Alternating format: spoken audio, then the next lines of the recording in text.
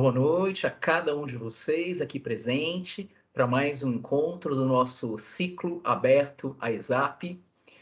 Como alguns de vocês já sabem, essa iniciativa ela é um desdobramento, surgiu no âmbito de uma disciplina, que é a disciplina Avaliação de Ecoeficiência e Sustentabilidade aplicada a projetos, do nosso programa de pós-graduação em Saneamento, Meio Ambiente e Recursos Hídricos. O projeto, né, Ciclo Aberto à ESAP, é uma extensão universitária, é um trabalho voluntário de todos nós envolvidos. A gente vem convidando profissionais da academia, de empresas públicas, de empresas privadas, de organizações da sociedade civil. E, assim, como projeto de extensão, a universidade aberta ao diálogo com a sociedade como um todo. É um projeto devidamente registrado no Centro de Extensão da Escola de Engenharia da UFMG, ligada à Pró-Reitoria de Extensão. Né? Meu nome é Eduardo Coutinho, eu sou professor do DESA, que é o Departamento de Engenharia Sanitária e Ambiental da UFMG, e aqui queremos destacar duas instituições, a GDS e a Catalisa, organizações do terceiro setor que atuam fortemente na área ambiental, na área socioambiental há bastante tempo. Nosso propósito. O Ciclo Aberto à ESAP propõe-se com uma série de encontros abertos à sociedade em geral, como um espaço para abordar e difundir a temática da ecoeficiência e sustentabilidade aplicada a diferentes contextos, em cenários cada vez mais incertos e complexos no Brasil e no mundo. Como a gente realiza isso? Por meio de apresentação e discussão de casos práticos e publicações selecionadas. A equipe responsável, então, Fábio Bianchetti, professor do Cefet Minas, Jomara Nogueira, do Departamento de Gestão Ambiental da UFMG, Lindomar Gonçalves, professor da Unifei, a Federal de Itajubá, o Marcelo Cardoso, colega nosso, professor do Departamento de Engenharia Química, aqui da UFMG. Contamos com a participação e o apoio de diversas alunas, diversos alunos de graduação e principalmente da pós-graduação. E como eu tinha comentado logo no início, né, a Associação Global para Desenvolvimento Sustentado, aqui representada pelo presidente Nelson Pedroso, parceiro de longa data, e também a OCIP Catalisa, Rede de Cooperação para a Sustentabilidade, que é coordenada pelo Gilson Lima. Eu não sei se o Gilson está presente ou se tem alguém, né, representando a Catalisa na noite de hoje. E eu estou responsável pela coordenação desse projeto. Contato ciclo.waisap@gmail.com para quem tiver interesse. Então, resgatando, o nosso primeiro encontro do ano de 2022 ocorreu em 19 de janeiro e tivemos esse tema, geração de energia utilizando biomassa e emissão negativa de carbono. Na ocasião, contamos como convidados o professor Thales Maia, aqui da UFMG, do Departamento de Engenharia Elétrica, que realmente apresentou para a gente aí um destaque em processos termoquímicos. E também com o Eric Centeno Mora, professor da Universidade da Costa Rica. Quem tiver interesse, a parte, né, gravada da palestra do Thales e comentários do Eric se encontra no nosso canal no YouTube. Como vocês sabem, a gente preparou uma programação bastante especial para esse primeiro semestre de 2022, contando aí com diferentes profissionais, trazendo temas os mais diversos de interesse. Então, para o nosso próximo encontro, que vai ocorrer 16 de março, é sempre na terceira quarta-feira de cada mês, à noite, a gente conta com o convidado, o professor Genebaldo Freire Dias. Ele traz esse tema bastante convidativo, pegada ecológica e percepção ambiental, desafios evolucionários. Bem, o professor Genebaldo se dedicou por quase 30 anos na Universidade Católica de Brasília, autor aí de mais de 20 livros na área de meio ambiente, e eu estou me alinhando com ele, ele vai trazer para a gente alguns casos de consultorias que ele prestou a empresas, né, dentro dessa abordagem de pegada ecológica. Então, todas convidados a participarem e colaborarem na divulgação do nosso encontro do mês de março. finalmente, conforme amplamente divulgado, a gente vai estar dando início à palestra do encontro dessa noite, o nosso encontro de fevereiro, com esse tema que é muito instigante, pegada hídrica dos produtos de origem animal. Vale ressaltar que a pegada hídrica como ferramenta, como método, vem sendo um tema bastante pedido pelo nosso público, né, desde o ano passado. Então, contamos aqui como convidados, né, Júlio Palhares, pesquisador da Embrapa, Empresa Brasileira de Pesquisa Agronômica, que vai aí abrilhantar nossa noite com sua experiência, compartilhando um pouco conosco, e também com Ana Flávia Rezende Silva, como comentarista, pesquisadora do nosso programa de pós-graduação em saneamento, meio ambiente e recursos hídricos. Principalmente para quem está participando pela primeira vez, né? Rapidamente, daqui a pouco eu vou passar a palavra para você, Júlio, e você fique à vontade para fazer uma breve apresentação de você ao início da tua palestra.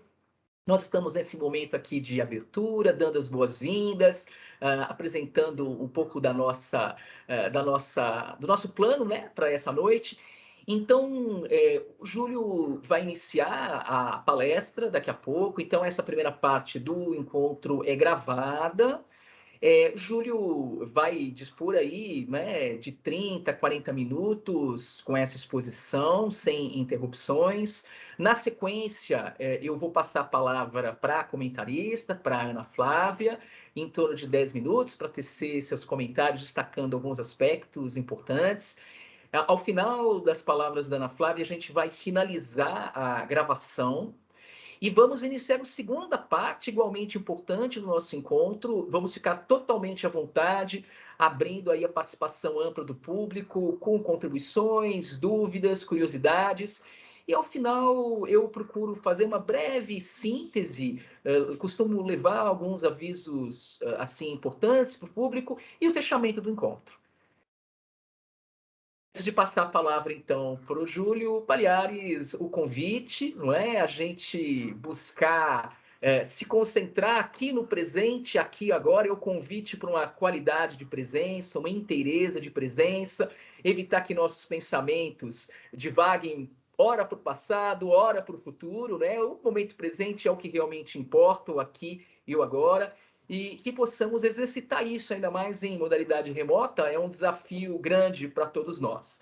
Finalizando esse breve momento de abertura do encontro, eu vou finalizar aqui o compartilhamento da tela, passando a palavra para o Júlio, e o Júlio vai também fazer o compartilhamento de tela.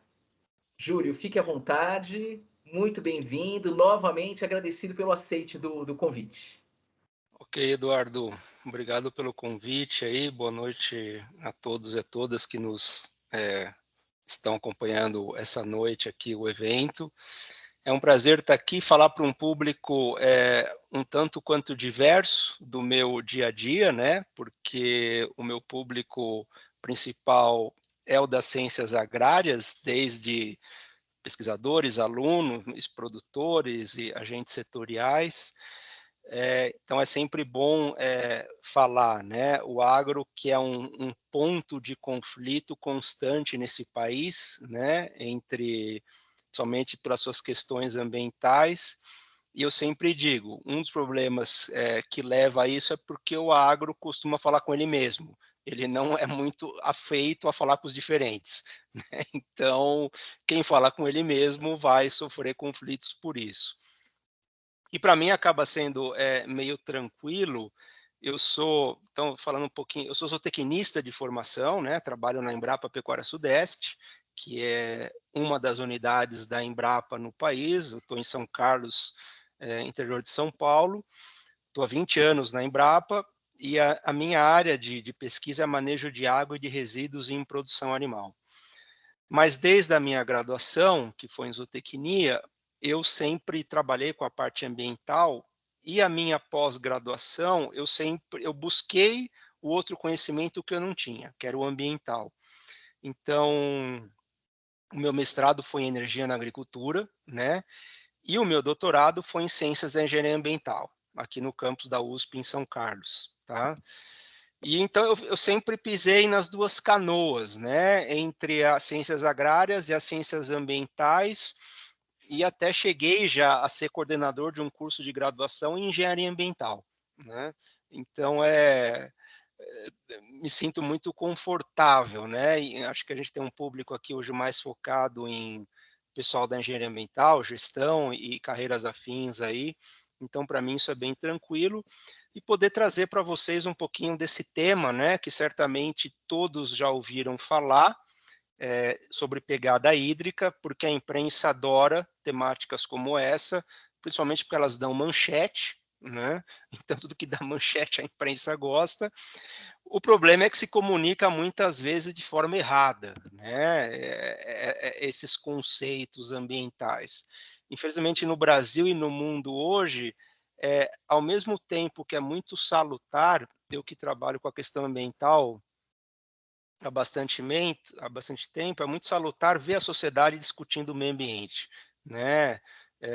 Quando eu comecei a trabalhar com isso, a gente que trabalhava com o meio ambiente, talvez muitos aqui passaram por isso, eram rótulos e rótulos, né, desde o ecochato, o ambientalista, até outros mais, proibidos, para dizer no horário.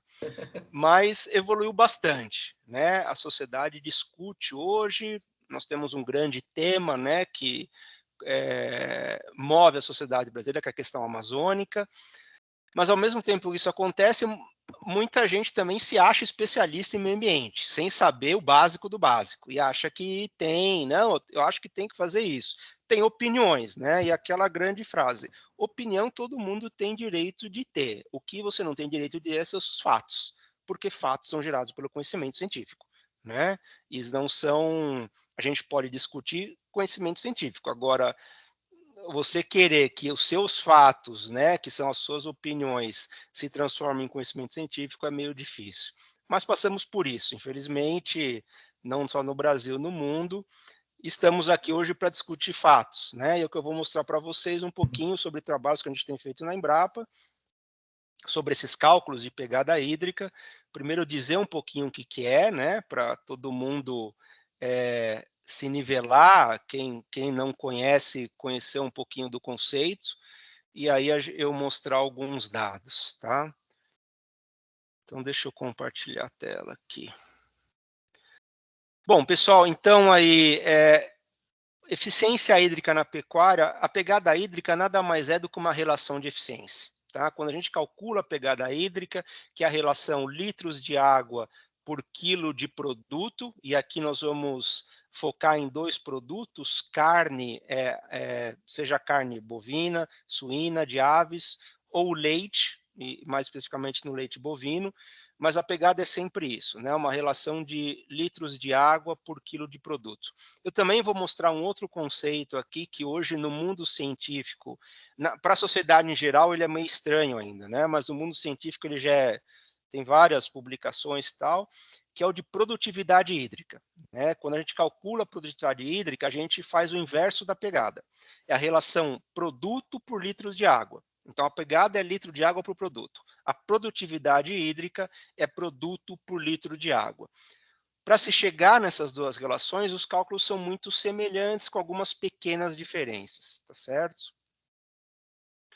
Bom, por que discutir água e agropecuária no Brasil é importante, né? A ANA, Agência Nacional de Águas e Saneamento, agora, né, ela ganhou mais uma atribuição recentemente, anualmente publica, né, a conjuntura dos recursos hídricos no Brasil e traz lá, né, como que a água desde água captada, água consumida, que são coisas diferentes, né, mas como isso se dá setorialmente no país. E, historicamente, no Brasil, o grande captador e consumidor de água é a atividade agropecuária. Dentro dessa atividade agropecuária, grande parte disso é irrigação, né? Então, desses 79%, que é o último dado da ANA, em torno de 63% disso, 65% é consumo de irrigação, e o restante é consumo para dessedentação animal, ou seja, só água que os animais bebem, tá? E vocês vão ver que pegada hídrica vai muito além a água que os animais bebem. Mas o recado é esse, né? Então, quando a gente passa, principalmente por momentos de crises hídricas, como algumas regiões do país estão passando hoje, principalmente o Rio Grande do Sul, né, e parte do sul brasileiro, uma seca severa, com perdas enormes, não só na agropecuária, mas em outras atividades, como passamos na região sudeste em 2014, né, uma crise hídrica também muito severa, Minas, São Paulo, principalmente. O ano passado tivemos também uma outra crise hídrica. Então, sempre nos momentos de crise, a sociedade tende a apontar o dedo para culpados.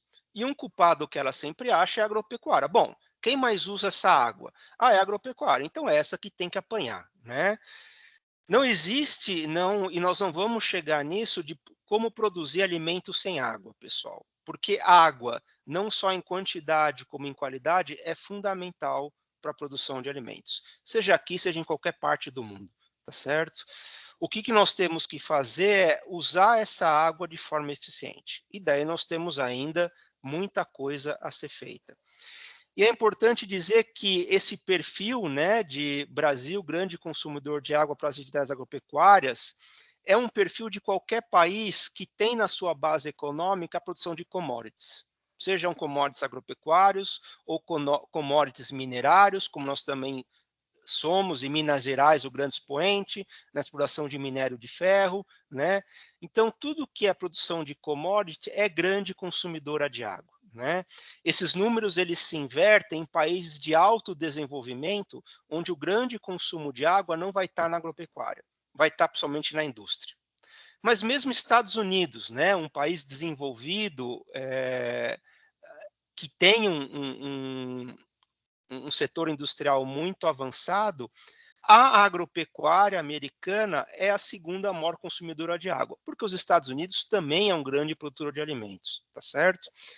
E o dado da FAO, né, para o mundo é aquele número meio cabalístico, muitas vezes que a imprensa mostra também, que 70% da água no mundo é consumida na produção de alimentos. Bom, então, como eu disse, Por gentileza, o Fábio está me dando um aviso aqui. De fato, está parado por enquanto na primeira tela. É isso mesmo, Júlio? O não, compartilhamento da eu tela. já Eu estou acho. na terceira tela Então, aqui. não tá passando para gente. Mas fica à vontade de fechar o arquivo, abrir de novo. Agora mudou, tá? Mas agora, é que Isso. agora eu minimizei aqui. Porque Vamos você ver não está se. no modo, você não tá no modo apresentação, né? Você está no modo, enfim. Deixa eu ver. Desculpa interrompê-lo, mas Não, acho que tranquilo. agora está no modo apresentação. Tá, agora eu Isso. mudei aí. Tá bem, Tranquilo, então. agradecido, Não, viu? obrigado pelo lembrete aí.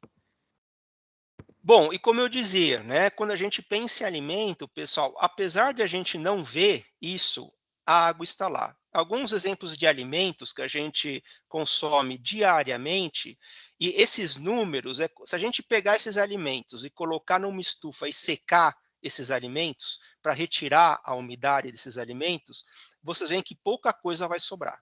No caso do tomate, só 5% seria a matéria sólida, que a gente chama de matéria seca, tá? 95% é água, assim como um pé de alface. Mesmo um bife, né, que vocês estão vendo aí, 75% em média é água. Um ovo, 75%. Num litro de leite, 87% é água.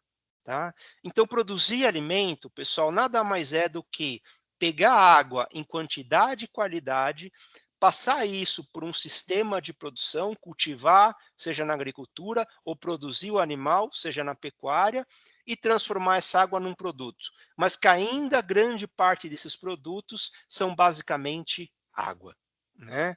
Então, por isso que eu falo, mesmo aquela comida de astronauta, que vai estar embalada num saquinho liofilizado, tem muita água por trás daquilo, apesar de parecer uma coisa extremamente seca, tá certo? Então não tem como ser diferente, né? Nós precisamos sim de muita água para produzir o que nós comemos diariamente.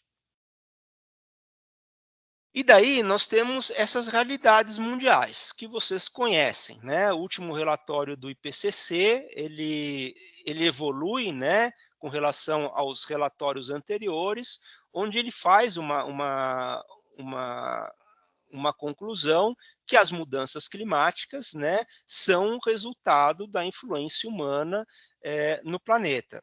E isso até foi discutido por muitos anos e agora consensuado que por causa dessa influência humana no planeta, nós vivemos uma nova fase geológica, era geológica, chamada do antropoceno, né? Que é onde nunca na história do planeta o ser humano interferiu tanto nos fluxos biogeoquímicos ao ponto de mudar esses fluxos. É o que a gente está fazendo, seja com uma queimada de floresta, então secas intensas, né? Hoje nós temos um grande problema que são as migrações humanas, também por questões climáticas e ambientais, né?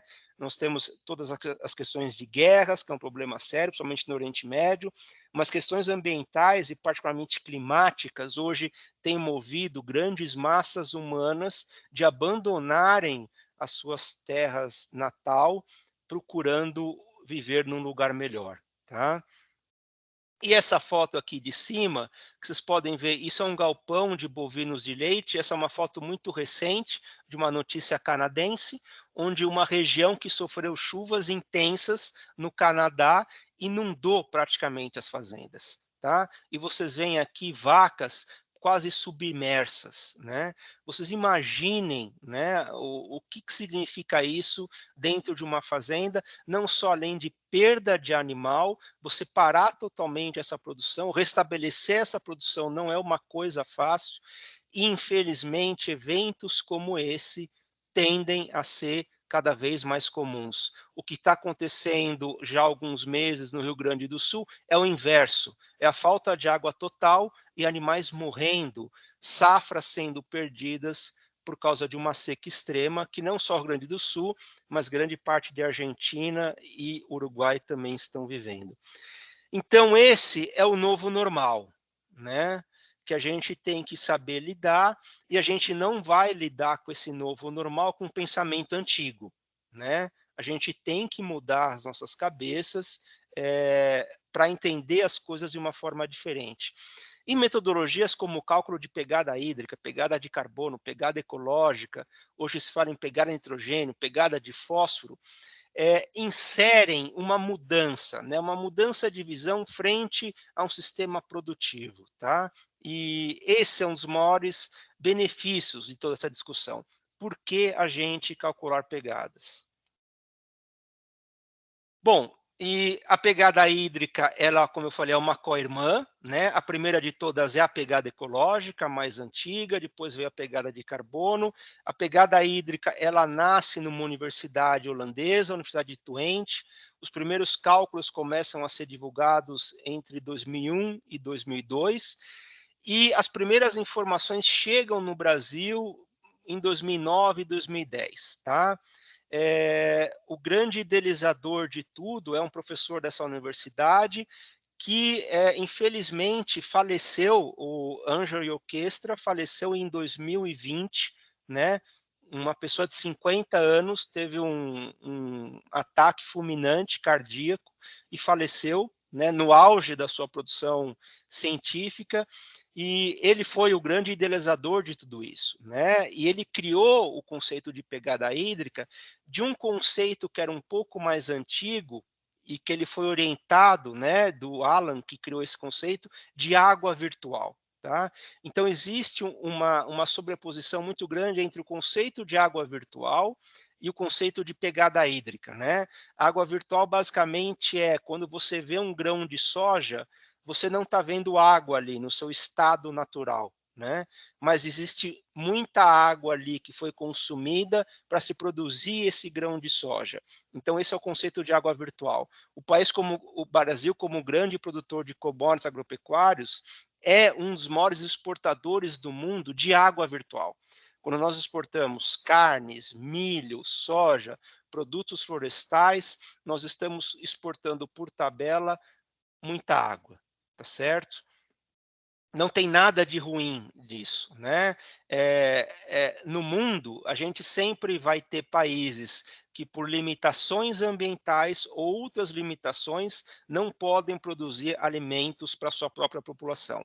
E você vai ter países, como o Brasil, que tem uma riqueza ambiental, tem uma disponibilidade de terra capaz de produzir excedentes de alimentos, né, para alimentar não só a sua população, mas outros países.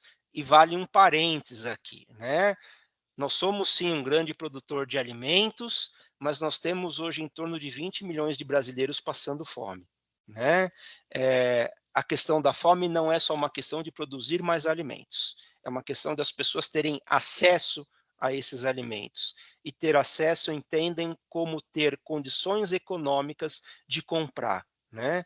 E daí eu sempre gosto de citar um dos brasileiros que eu mais me orgulho de ter como brasileiro, o professor Josué de Castro, né, um paraibano que há mais de 50 anos atrás escreveu um livro chamado A Geografia da Fome, e onde ele já trazia essa realidade com base no sertão nordestino, que a fome não era uma questão de produção, a fome era uma questão de acesso. Infelizmente, a gente pouco avançou nisso porque é uma questão social, tá? Bom, então isso é a pegada.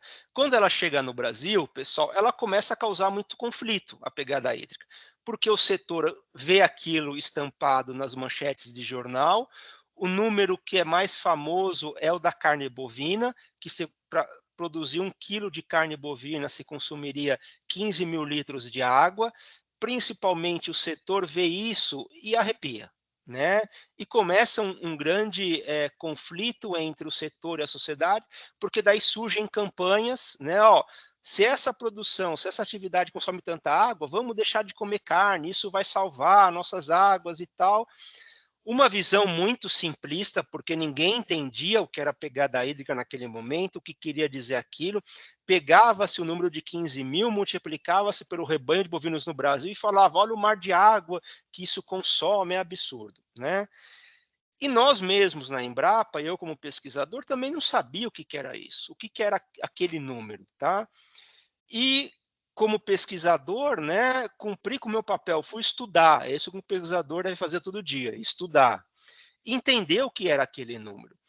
E estudando, eu vi, bom, esse número de 15 mil litros por quilo de carne é uma média global, que tomou como referência um sistema de produção que espelha muito mais uma realidade do hemisfério norte do que do hemisfério sul, né? Ou seja, um sistema de produção que é a realidade europeia e americana, que são animais mais confinados, mais estabulados, diferente de nós, que temos animais mais a pasto, é o que predomina no Brasil. Então, a primeira conclusão é: esse número não espelha a nossa realidade. Qual que seria? A pergunta é: qual que seria a pegada hídrica para a realidade brasileira? E a partir daí eu começo a trabalhar com esses cálculos de pegada hídrica, tá? Principalmente para aves, depois para suínos, e hoje mais focado. E nesse tempo também eu era pesquisador da Embrapa Suínos e Aves, que fica no sul do país. Em 2011 eu me transferi para a Embrapa Pecuária Sudeste, como eu falei, que fica aqui em São Carlos, e na Pecuária Sudeste nós trabalhamos só com bovinos, né? Então hoje os meus trabalhos eles estão mais focados nos cálculos para bovinos, tanto de corte como de leite.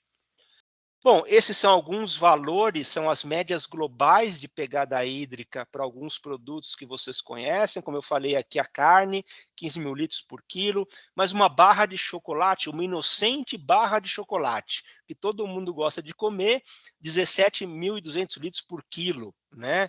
Aquela pizza do fim de semana, 1.250 litros por quilo. Um macarrão, 1.800, a carne de aves, que tem entre as proteínas animais, uma das menores pegadas, 4.325 litros por quilo de carne de frango.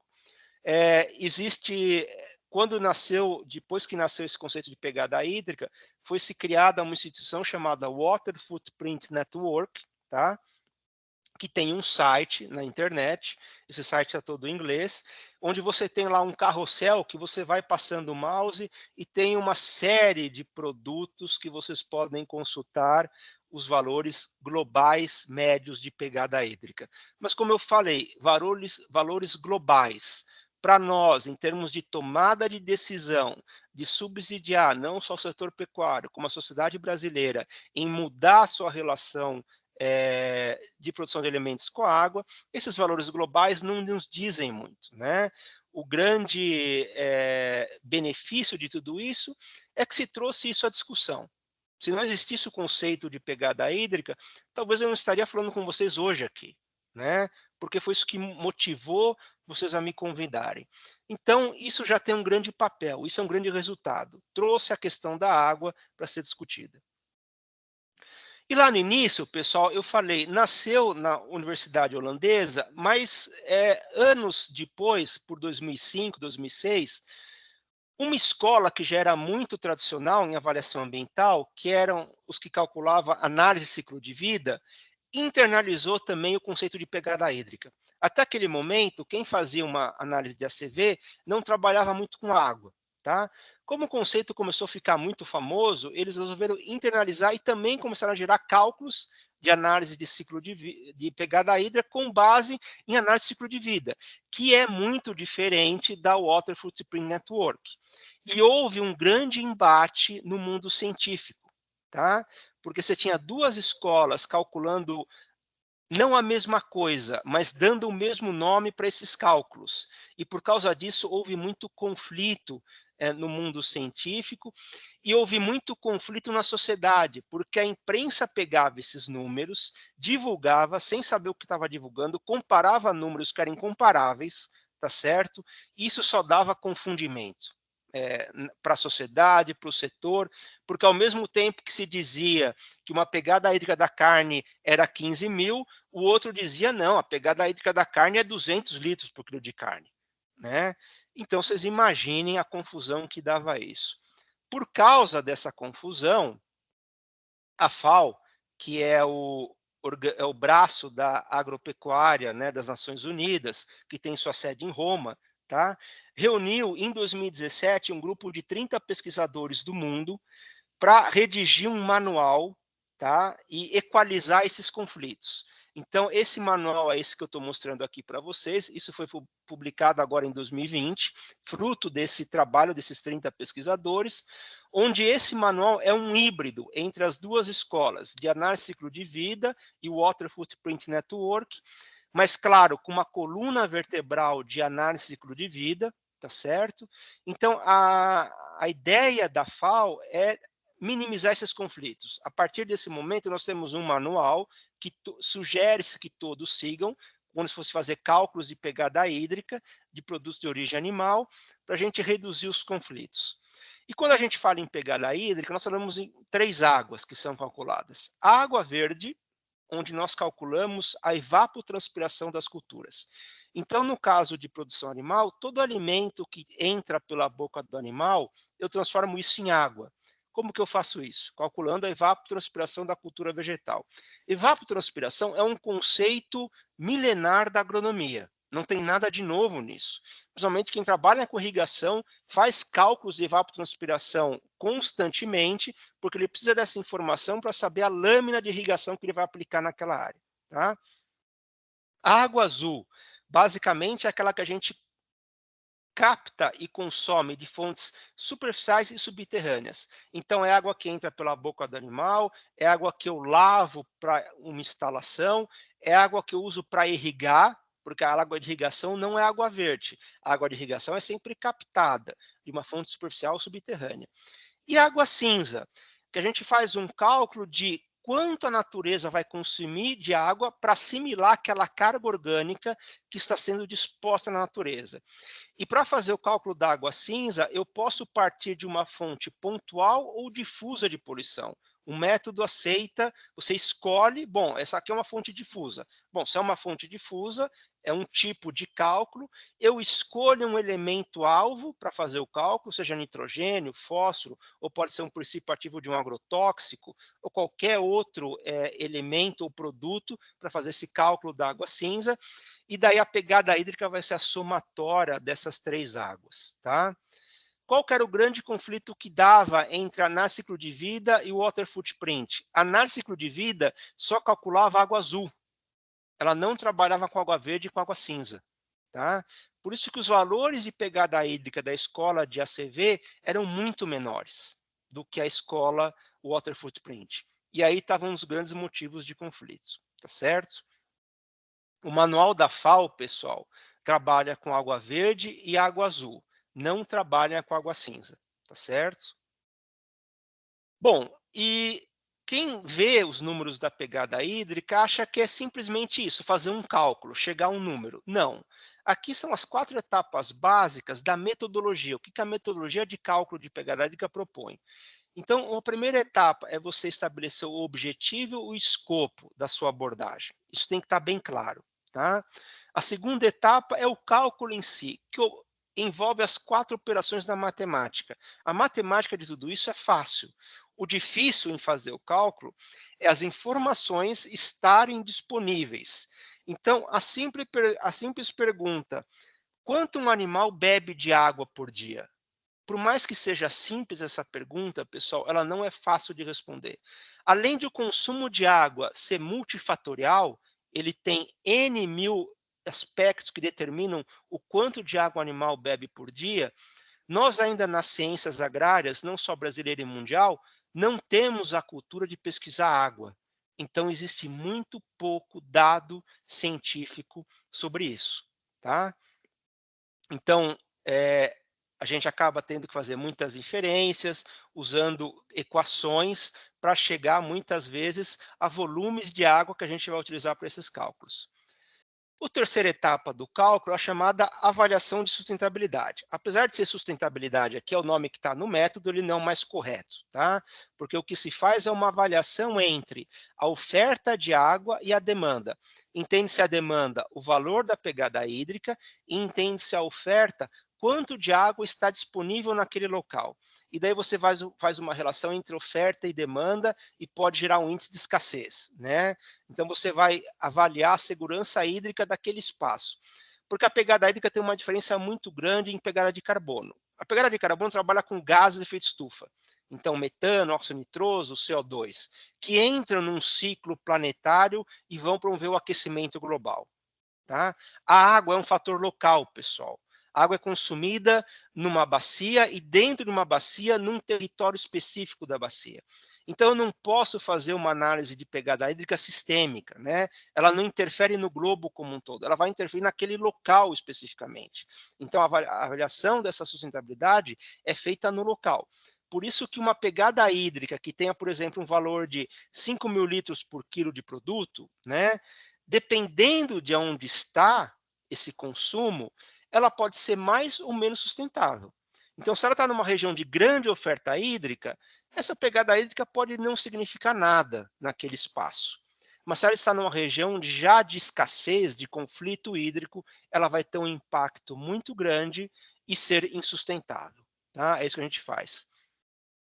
E o último ponto disso, dessa metodologia, é propor ações. Bom, calculei, o valor é tanto, fiz a análise, o que eu tenho que fazer para reduzir essa pegada? E hoje, na Embrapa, pessoal, eu trabalho muito com isso, porque o produtor ou o setor de produção animal, eles não querem saber o que tem, o que é um método e tal, eles veem aqueles números, eles são atacados por esses números, e a pergunta é, tudo bem, o que eu tenho que fazer então? Como que eu diminuo esse valor? E é aí que a gente entra, né, com práticas, com manejos, com tecnologias, para diminuir esses valores, tá? Quando a gente fala sobre pegada hídrica, nós podemos ter um caminho mais simplista de entender isso como uma simples contabilidade hídrica, né? Isso vai ter alguns impactos, né? Pode ajudar em processos de outorga e cobrança, licenciamento ambiental de propriedades rurais e gerar indicadores de eficiência hídrica. Mas eu posso entender tudo isso de uma forma mais sistêmica, né? A pegada como uma ferramenta para promover a gestão. E daí eu vou ter muitos outros impactos, né?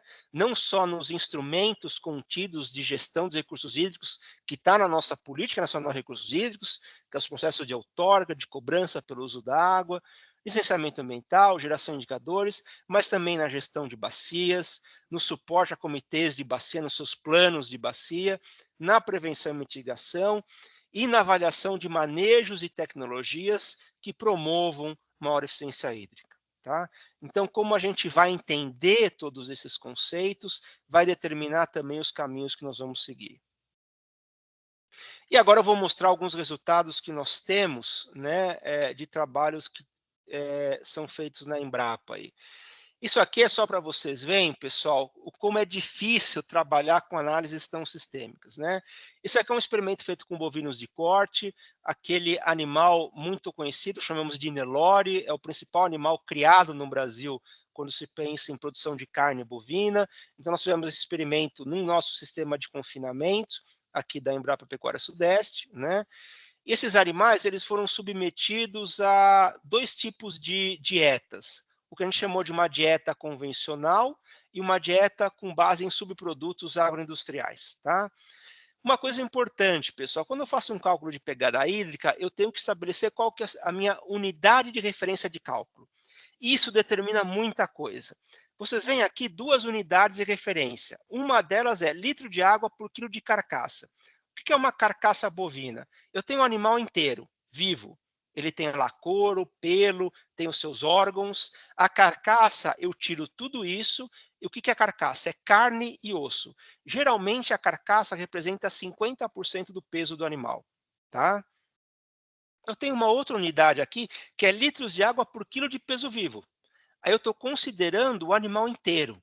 Tá? Ele vivo lá, eu faço o cálculo de pegada hídrica. São 2 unidades de referência diferentes. O que eu estou apresentando aqui são valores de pegada hídrica. Vejam a disparidade dos números só pelo fato de mudar a unidade de referência. Então, eu posso dizer que a pegada hídrica, por exemplo, do animal, né, que comeu ração convencional foi 16 mil litros por quilo de peso vivo. Mas esse mesmo animal, quando eu faço a unidade de referência quilo de carcaça, a pegada hídrica foi de 30 mil litros por quilo de carcaça. Explicar isso para um jornalista, divulgar esse conhecimento, pessoal, é um exercício contínuo, você mostrar essas coisas. Porque não é de um entendimento de fácil, de rápido entendimento, não só para o pessoal de comunicação, mas para a sociedade como um todo, que não trabalha com pecuária bovina, que não sabe o que é pegada hídrica, que é esse conceito. Então, é muito fácil manipular esses números e levar uma informação, muitas vezes, como eu quero. Tá? Então precisa ter muito cuidado com isso. Bom, nesse experimento, uma das coisas que nós queríamos mostrar é que uma dieta com base em subprodutos agroindustriais promovia uma redução da pegada hídrica. E nós conseguimos demonstrar isso. Tá? Então, aquela dieta convencional que tinha na sua base soja e milho, ela teve uma pegada hídrica maior do que a dieta que era baseada em subprodutos. Esse aqui é o mesmo experimento, só que com uma outra visão. Tá? Como nós temos um sistema de produção aqui totalmente instrumentalizado, e o que quer dizer instrumentalizado? Eu consigo avaliar diariamente o consumo individual, não só de água, mas também de ração, de cada um desses animais que estavam nesse sistema de produção. Isso nos dá a possibilidade de fazer o cálculo por indivíduo porque existe uma coisa, quando os trabalhos que tem hoje publicados no mundo científico trabalham com valores médios de pegada hídrica. Então, eu tenho um rebanho lá de bovinos, de suínos, de aves, eu calculo um valor médio de pegada hídrica. Tá?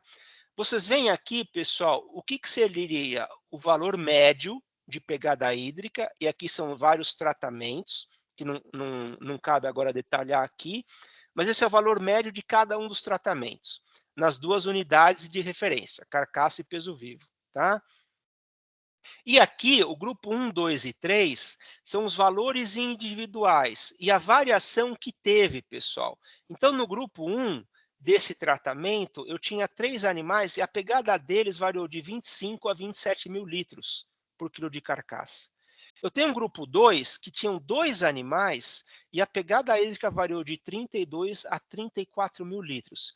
Eu estou falando de animais da mesma genética, sobre as mesmas condições produtivas, comendo a mesma dieta.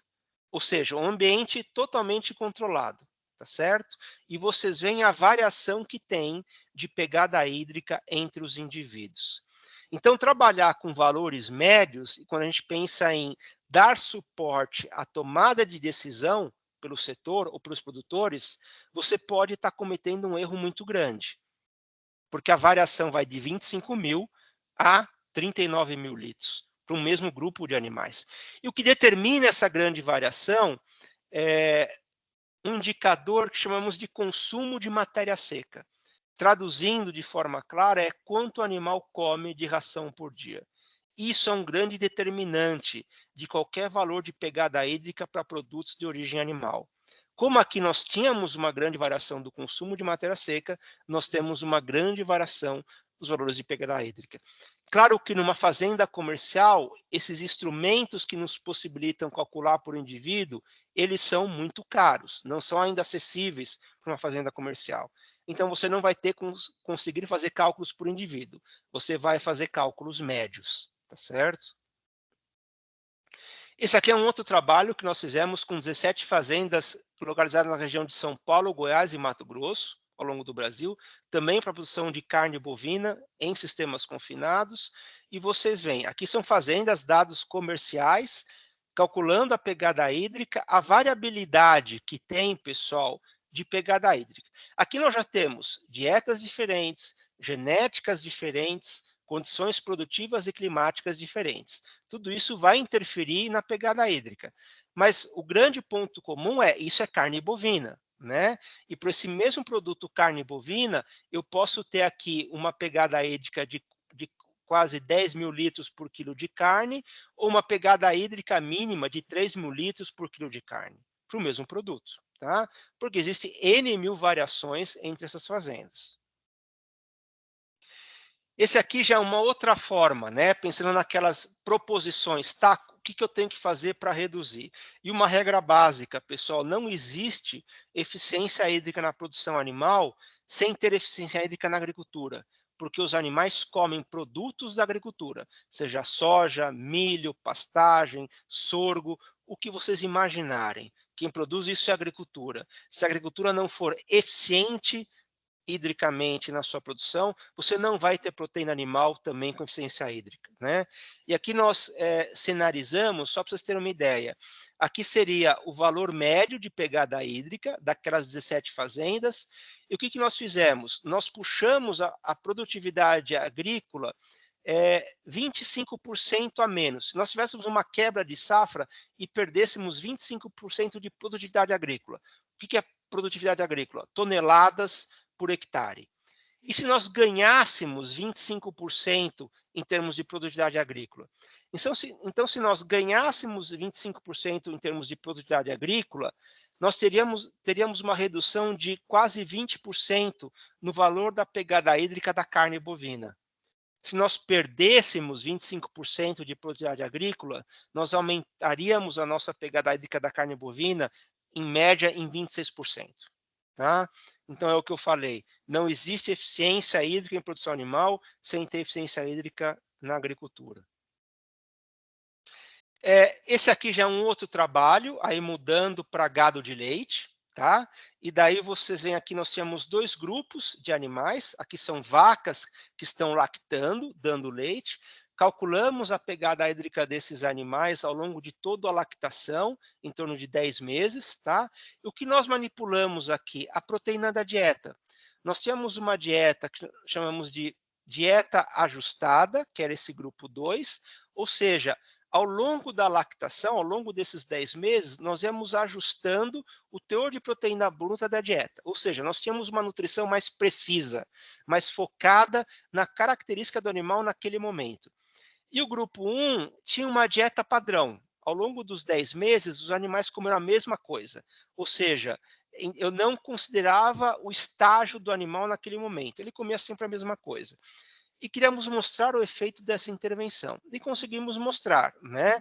O animal do grupo 2, que tinha essa dieta mais precisa, teve uma pegada hídrica menor, em torno de 10% menor do que o animal do grupo 1, que tinha essa dieta padrão.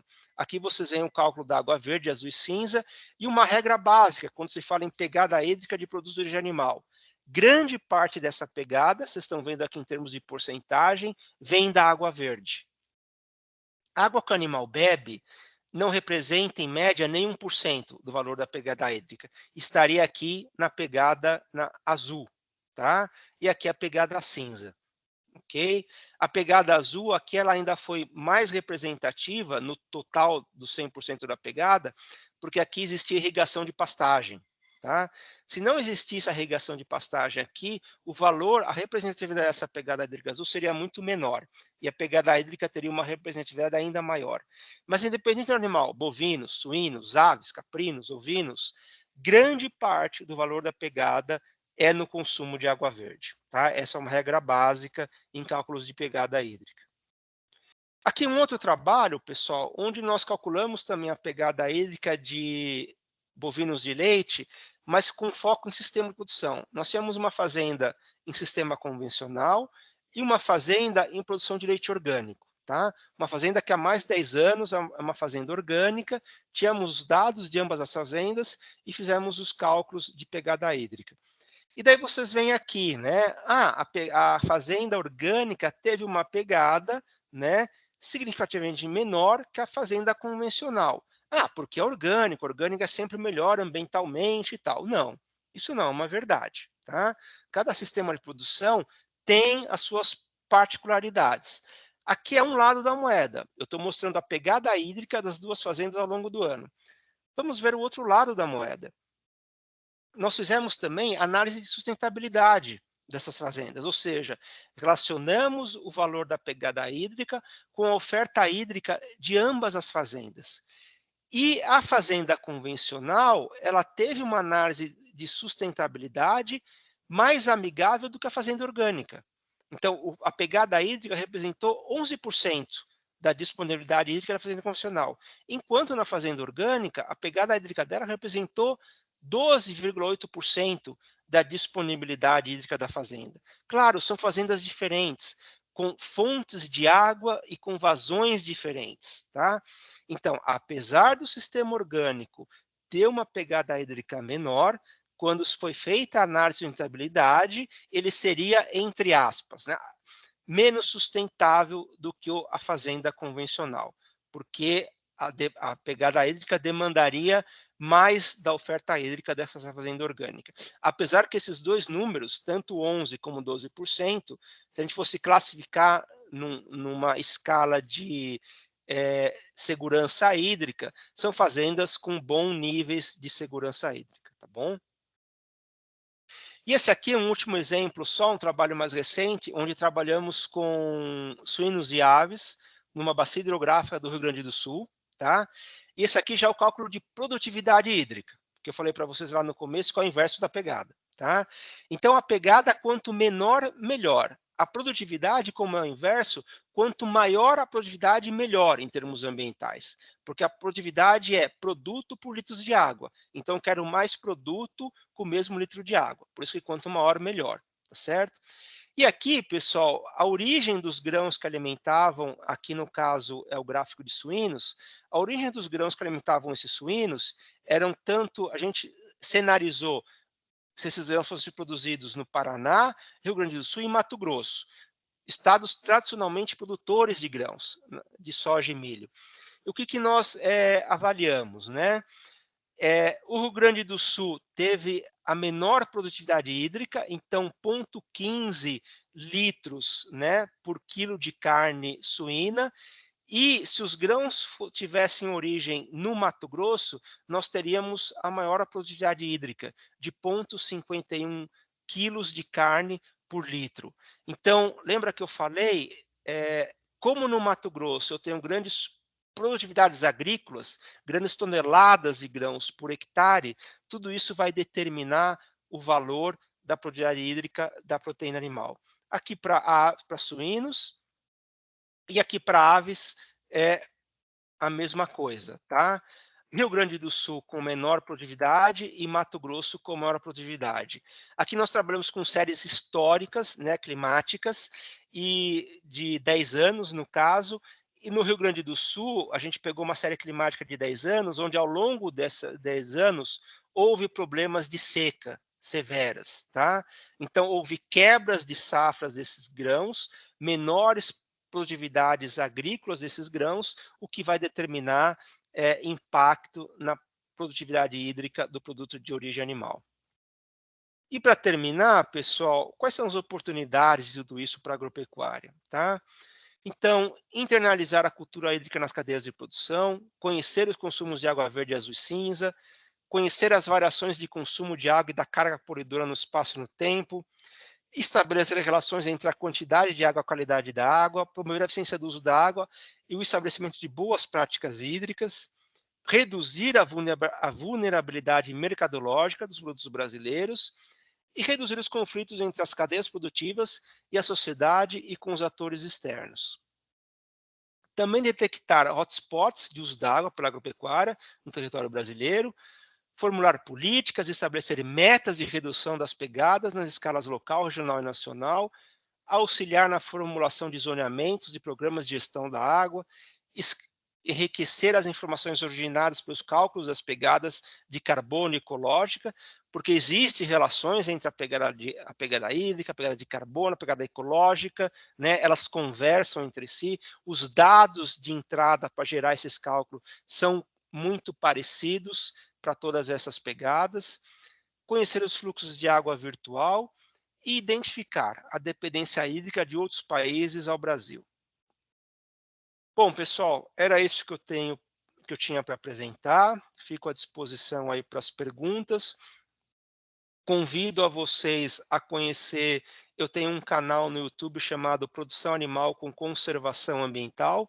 Então lá eu divulgo vídeos de pesquisa, eu tenho séries, né, sobre essa questão de manejo de água na produção animal, manejo de resíduos na produção animal. Então tem sériezinhas curtas que vocês podem acompanhar e tem videoaulas também, onde eu abordo alguns temas de uma forma mais aprofundada. Então convido vocês a conhecerem. E também estou nas redes sociais, aí no Twitter, no LinkedIn, divulgando diariamente oportunidades, eventos, ciência relacionada à produção agropecuária e à conservação ambiental, tá certo? No mais, agradeço aí o convite, né, do professor Eduardo e da universidade e fico à disposição aí. Júlio, nós que agradecemos, não é? Você nos presenteou com uma apresentação, uma palestra extremamente didática, muito esclarecedora. Você sabe que uma das principais razões de ser, né, desse projeto de extensão, que é o Ciclo Aberto à ESAP, é justamente isso, né? Difundir a ciência para a sociedade, não é? Difundir o conhecimento, gerar conhecimento, e você está contribuindo grandemente aqui com os nossos estudos, tenha certeza disso. Inclusive, eu vou novamente agradecer à professora Vanessa Impinotti, que fez a ponte entre nós, né, para você estar presente aqui conosco. Enfim, um tema realmente muito instigante. Eu não vou me alongar mais, a gente vai ter um segundo momento para debater. Eu vou passar diretamente agora a palavra à nossa convidada, a Ana Flávia Silva, que está na função de comentarista, tecendo alguns pontos a respeito da sua apresentação. Então, a palavra está com você, Ana Flávia. Agradecido também. Boa noite a todos. Primeiro, eu gostaria de agradecer a oportunidade de estar participando aqui hoje desse encontro, principalmente na abordagem de um tema que eu tenho grande interesse e particularmente. Agradecer a todos que estão aqui presentes e agradecer ao Júlio pela brilhante apresentação, reforçando aí os elogios do professor Eduardo. Realmente foi muito didática e, assim, isso me deixou aqui com vontade de destacar vários pontos da sua apresentação, de comentar sobre vários deles, mas vou me restringir aqui ao tempo e vou levantar alguns e fazer uma interligação um pouquinho também com essa pegada hídrica em outros contextos também. Então, gostaria de iniciar levantando o ponto, como você suscitou ao longo de toda a sua apresentação, que a água, o importante dela não é só a quantidade, como também a qualidade. E isso está muito interligado também com que a questão da relação entre as diversas pegadas também, e também com vou tentar relacionar um pouquinho com o que você comentou sobre a produção de alimentos não existe sem água. Então, aqui a gente consegue destacar a grande importância de uma gestão adequada aí nos recursos hídricos. E quando a gente pensa em gestão adequada, ela não é somente ela envolve vários fatores e um deles seria aí principalmente tentar reduzir esse consumo, reduzir de diversas formas. E a gente precisa entender que dentro de um mesmo processo a gente consegue às vezes atuar dentro dessa redução, utilizando uma corrente de água para outras fontes, né? Por exemplo, uma água de menor qualidade, ela pode ser utilizada em um reuso menos nobre, ali dentro do mesmo processo. Então, isso acaba influenciando uma menor captura de água de fontes subterrâneas e fontes superficiais. Então, isso já auxiliaria aqui na redução da pegada hídrica. E, além disso, tem um ponto de grande importância também quando a gente fala em questão da pegada hídrica cinza. A pegada hídrica cinza ainda é hoje um contexto que alguns preferem não suscitar essa discussão e simplesmente essas águas acabam sendo descarregadas de formas inadequadas, inapropriadas, trazendo aí um aumento da pegada hídrica do processo e trazendo esses resultados alarmantes aí, né, como você bem trouxe. E aí a sociedade acaba entendendo de uma forma como é publicado, né, de formas realmente sensacionalistas às vezes. Então, dentro desse tema da pegada hídrica cinza, a gente pode destacar, por exemplo, os efluentes que são gerados no processo, que poderiam ser tratados aí para gerar uma água de reuso dentro da própria cadeia produtiva. Então, por exemplo, você aplica ali um processo no tratamento, você evita que essa água alcance os corpos d'água, ela evita a contaminação do meio, evita os impactos ambientais, e além disso, você ainda evita o seu consumo de água azul lá no início, já que você consegue suprir uma demanda interna que teria uma menor demanda, por exemplo. E dentro desse contexto, essa pegada hídrica e esse manejo de uma forma geral, esse manejo adequado, ele não deve ser entendido só, não deve ser englobado só dentro da agropecuária, como você disse, né? A agropecuária às vezes salta aos olhos aí pelos grandes números que a gente tem visto, mas tem outros setores produtivos que também têm um grande consumo de água e uma grande geração de efluente. Eu vou falar um pouquinho de uma experiência que é no processo de produção do etanol mesmo, onde nós usamos água em várias etapas do processo produtivo e nós geramos aí grandes volumes de efluente. A cada 1 litro de etanol, a gente gera na faixa de 10 a 15 litros de vinhoto. E que por muitos anos ele foi lançado no meio ambiente, tanto nos corpos d'água, e depois veio aí a utilização da fertirrigação, né, que consiste na distribuição desse efluente aí nos canaviais, visando a reciclagem de nutrientes e também de água. Mas quando ele ocorre de forma indiscriminada, ele traz grandes impactos ambientais. Então, é mais um processo onde a gente consegue observar que, se houver um manejo de forma adequada, esse efluente ele pode ser tratado e ele pode gerar tanto recursos econômicos quanto benefícios ambientais.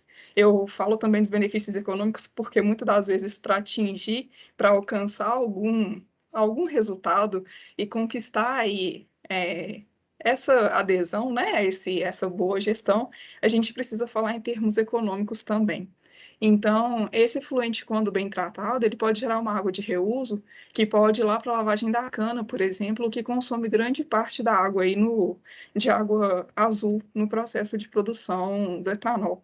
E, além disso, esse efluente, quando ele é tratado de forma adequada, ele pode gerar outros subprodutos, ele passa a não ser mais visto como um simples resíduo do processo, que traz aí grandes desafios para as biorrefinarias, mas ele também pode ser uma oportunidade de ser matéria-prima para a produção de outros insumos, reduzindo aí a obtenção de produtos de fontes não renováveis, como, por exemplo, quando você faz um tratamento anaeróbio desse efluente, você gera biogás, que ele pode ser utilizado aí como energia, e esses processos de produção do etanol são altamente intensivos em energia.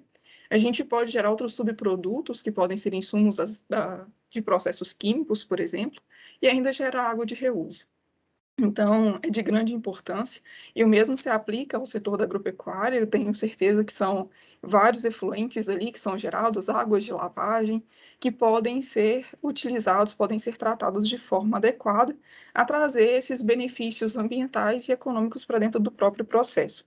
Mas a gente também, um outro ponto que você levantou, as pegadas, elas precisam ser avaliadas de uma forma conjunta. A pegada hídrica, a pegada ecológica, a pegada de carbono, por exemplo.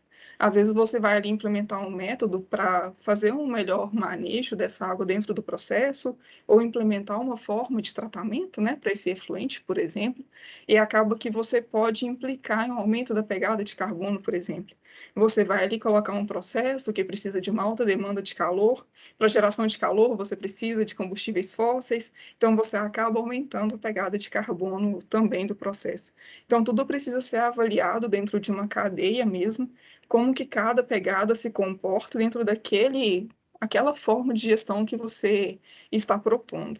E isso você deixou muito claro na sua apresentação, ao longo de todo o tempo, que realmente essa gestão adequada ela traz todos esses benefícios.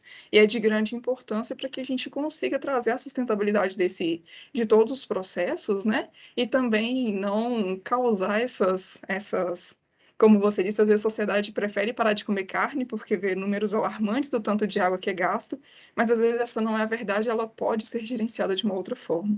E também, como você destacou a respeito da produtividade agrícola, o tanto que é importante a gente avaliar essa pegada hídrica nos outros pontos, o tanto que deve ser interligado todas as etapas do processo, como muitas vezes a gente vê realmente um pedaço de carne, a gente não consegue ver toda aquela água que está ao longo. Então, e hoje, uma realidade como você também trouxe, a gente exporta muitas commodities que tem muita água virtual incorporada. Então, a gente tem um fluxo de água virtual para esses países mais desenvolvidos. E de lá a gente acaba importando outros produtos que hoje conseguem trabalhar com uma pegada hídrica muito pequena. Então, o Brasil acaba respondendo por uma pegada hídrica grande, justamente por isso que está no centro dos países produtores de commodities. Então, isso traz muita água. E essa é a importância de a gente conseguir entender realmente o que é a pegada hídrica e não ficar com aquele conceito distorcido. A gente conseguir calcular de forma correta, de forma adequada, como você falou também, trouxe nos seus trabalhos. O mesmo gado confinado em mesmas condições, ele apresenta muitas variações. Então, a gente falar em uma média global, isso é muito arriscado e pode subestimar ou superestimar muito esses valores. Então, a importância de a gente conseguir avaliar isso em escala local mesmo, regional, e também a gente conseguir fechar tudo isso de uma forma para fazer os processos ficarem mais eficientes, sustentável, do ponto de vista sustentável, também do ponto de vista econômico, que é um outro ponto também que merece destaque, porque quando você aumenta o uso de água, você também paga por essa água captada, então você aumenta os gastos, e quando você precisa também fazer o descarte dessa água ao final, você precisa propor ali algum tratamento para que chegue nas estações de tratamento, né? Ou senão você paga pela carga poluidora. Então, isso acaba aumentando os custos do processo. Então, essa gestão adequada, ela atende vários pontos e é de suma importância a gente destacar isso para essa gestão tanto sustentável ambientalmente quanto economicamente e também social. Porque a gente reduzindo os custos, a gente consegue talvez aumentar ainda a acessibilidade da população, como você disse que a fome ela não é mais um problema de disponibilidade, é uma questão de acesso.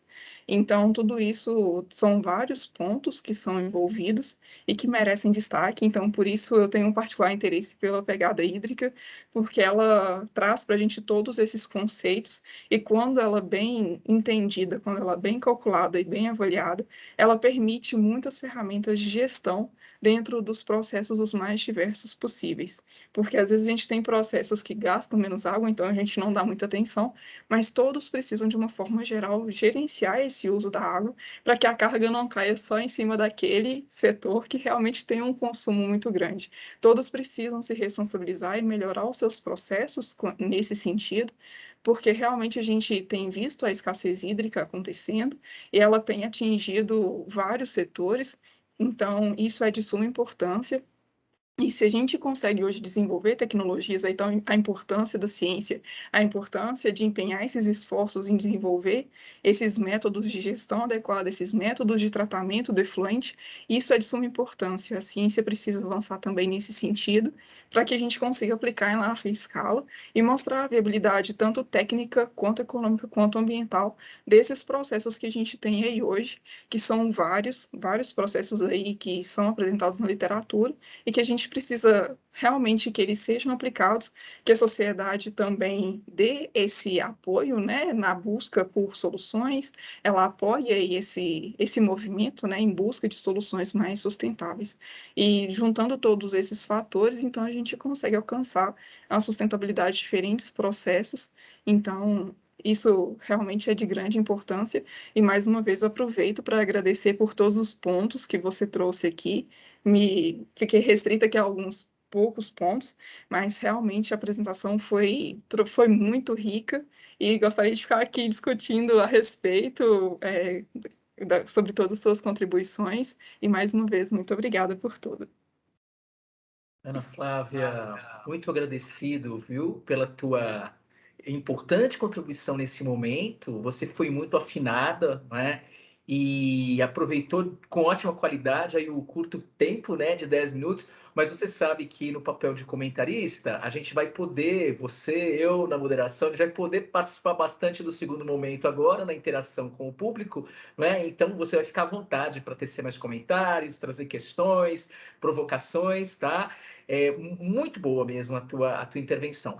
E claro, né, Júlio, assim, muito bacana conhecer o teu trabalho, um pouco do teu trabalho, não é?